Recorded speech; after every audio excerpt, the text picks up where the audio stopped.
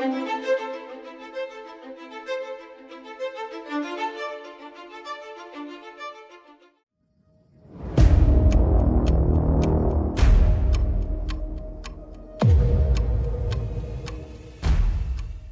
island is triangular in its form, and one of its sides is opposite to Gaul. One angle of this side, which is in Kent, whither almost all ships from Gaul are directed, looks to the east. The lower looks to the south. The number of the people is countless, and their buildings exceedingly numerous, for the most part very like those of the Gauls. The number of cattle is great. Julius Caesar, the Gallic Wars. When Roman legionaries under Julius Caesar landed on the east coast of Britain in 55 BC, they found a country divided into various local tribes under local leaders. To say the Romans discovered Britain would be an overstatement. Phoenician and Carthaginian sailors had already been trading with the peoples of Britain, but it was the Romans who would connect the islands with the rest of the classical world. For the Romans, the island chain off the northwest coast of Europe represented the edge of the world, a far flung archipelago of mist and of uncertainty. Though only separated from the European mainland by 21 miles at its narrowest point. For the Romans, Britain represented the farthest frontier, and crossing ocean, as the English Channel was known, represented a departure from the known and an adventure into the unknown.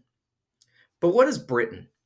There are multiple categorizations of the region, some of which are geographical and others political. In the largest sense, the British Isles are made up by the two main islands of Great Britain and Ireland, as well as nearly 200 other inhabited islands of varying size. In our day, the island of Great Britain consists of 3 of the 4 countries that make up the United Kingdom of Great Britain and Northern Ireland: England, Wales, and Scotland. Across the Irish Sea, on the second major island, we have Northern Ireland, which is part of the United Kingdom, and we have the Republic of Ireland, an independent nation. Therefore, while it's sometimes easy to refer to the United Kingdom, Britain, and England synonymously, this isn't technically correct, as each represents a different political or geographical grouping.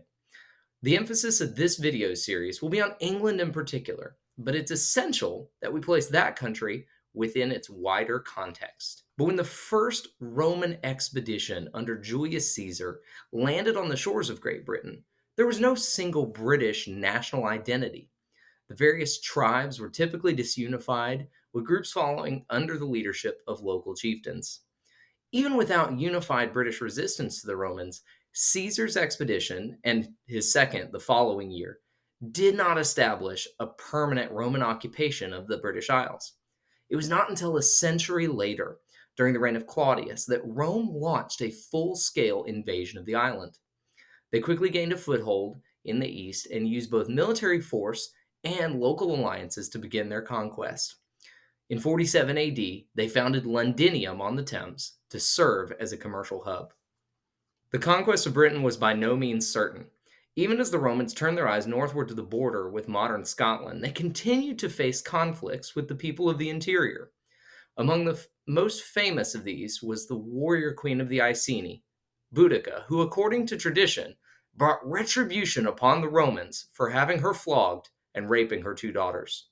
Her troops, drawn from several tribes, had a series of stunning victories against the Romans, including the capture and burning of Londinium before her defeat and suicide in 61 AD.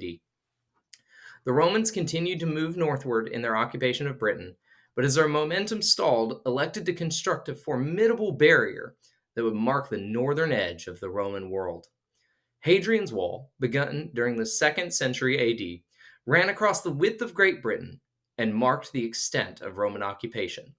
20 years later, the frontier was extended to a new wall, the Antonine, 100 miles further north. Safely ensconced behind these 2 walls, Roman Britain began to grow and prosper over the next 3 centuries, with Londinium becoming the principal city of the province. As happened elsewhere in Europe during the 5th century, the collapse of the Western Roman Empire led to a decentralization of Roman Britain.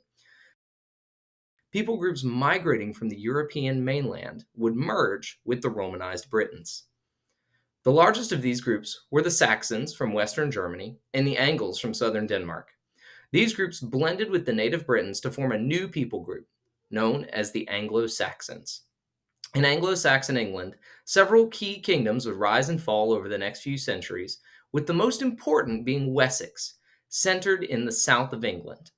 It was from Wessex royal house that England as a nation was born during the 10th century. However, invaders from over the seas continued to plague England. Beginning with Viking raids in the 8th century, incursions from Scandinavia would culminate with a prolonged occupation and settlement of eastern England by the Danes, whose region of occupation became known as the Danelaw, as local Anglo Saxons in that region were subject to Danish law.